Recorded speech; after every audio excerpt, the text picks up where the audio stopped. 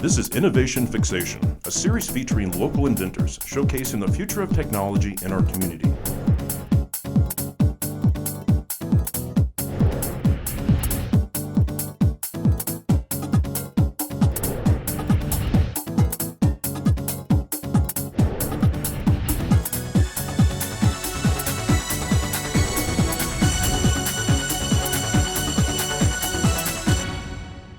Welcome to Innovation Fixation. I'm Joe Tuger, attorney and guest host, and with me is Ralph Smith, the founder and executive director of Computer Mentors. Welcome, Ralph. Tell us about your organization. Well, thanks, Joe. The name of my organization is Computer Mentors Group. We are a nonprofit that helps kids choose information technology as a career. And about how many kids do you have that participate in the program? Well, actually, there's a couple programs I need to tell you about. Sure. So first is the S.T.E.M Core High School program. That one has about 80 kids simultaneously active at any one given time. Those kids will stay with us as a kind of a perpetual program. They start the program by trying to earn a certification in Microsoft, one of the Microsoft products, Word, Excel, PowerPoint, or Microsoft Access. Once they do that, then there's a learning track. They get to choose a specialty that they want to try to learn, either in phone app development or web app development or videography. Then there's about a 3-month learning exercise that they go through, and then there's an assessment. Once they pass that assessment, then they become full-fledged core members.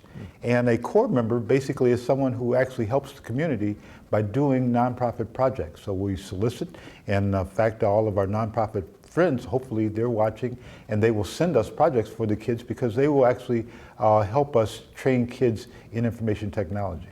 Now, of these 80 kids, Ralph, how many, or what is the age range? So these are all high school kids, so it's going to be 14 to 18 years old, and the perfect candidate would be someone who is 14, who is thinking about information technology or just likes computers.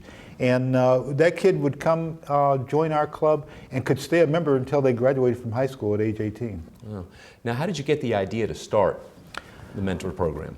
Boy, you know, Joe, there's a 45-minute actual testimony that I give. Maybe we don't have time for that right now. Maybe the edited version. So, but you know, it started when I was basically met a group of kids when I was volunteering for the juvenile justice system back up in Michigan, and I just was too young to actually get a program going. But I kept in my mind that one day I wanted to start a small computer school for youth, and so you know.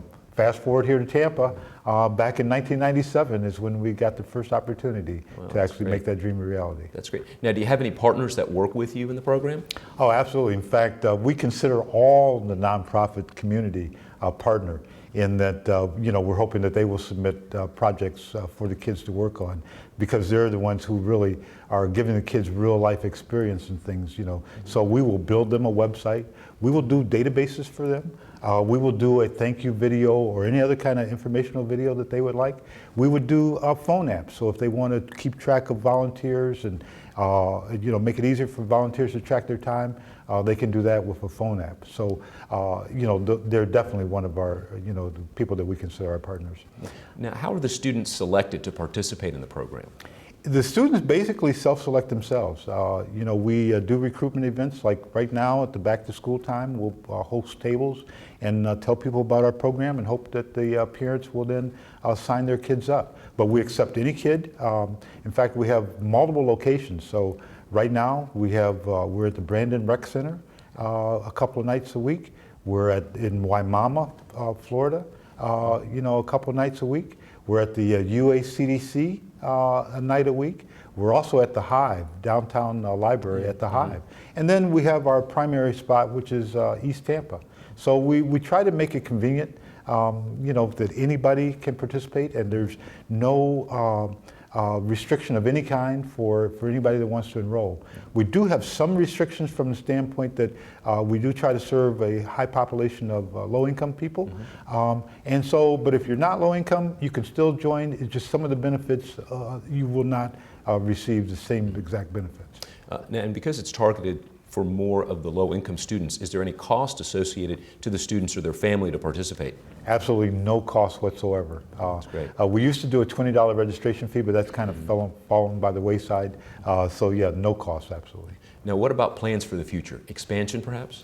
Well, we just expanded just a couple of years ago, and we have a new program.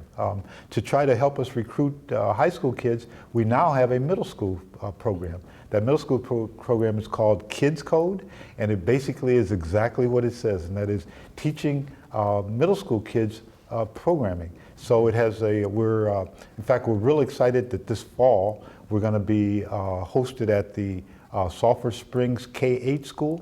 So the sixth graders there, about 15 or 20 of the sixth graders from Sulphur Springs or K-8 will take part of our program. Well, great. Now, I know you don't do all of this on your own, Ralph. No. You obviously have help.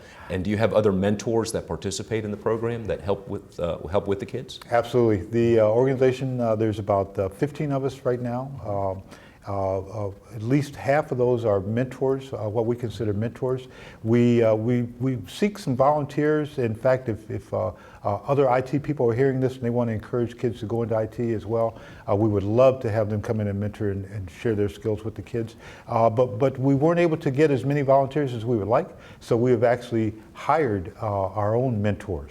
And so some of these mentors actually are kids that have come through the program and have then gone off to college and come back now as mentors to help the kids. Yeah, I was going to ask about that. How's the reaction when they come back? And do you remember them when they were students and now they've come back as mentors? Oh, absolutely. In fact, one of our managers is a young lady who started when she was in 2007. She came through the program, earned her certification, earned a computer, is what we used to give away at the time when you got certified.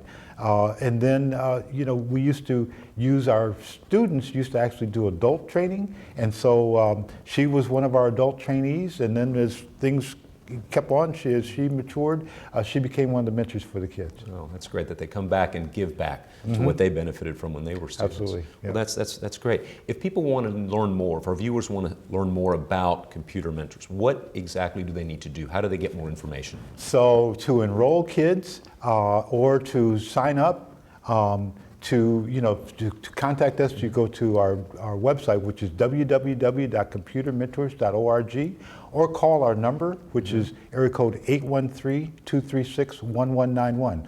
All of our sign-ups are online as well, so you just go to programs and click on the program that you're interested in, either the STEM Core High School program or the Kids Code program, and you can sign up right online. You can volunteer right online. And then I do want to do a real quick little shout out because we have a really wonderful thing that's coming up. We partnered here recently with the Tampa Bay Technology Forum, and we're going to go after a grant called Tech Hire together. And that is to actually create, this will be for kids, but also adults that want to learn programming themselves and then try to get them employed as interns in our local community, our local tech companies. Well, thank you, Ralph. That sounds so educational and so giving to the community. Appreciate you being part of our show. Thanks, Joe, for having me. Thank you. Appreciate being here.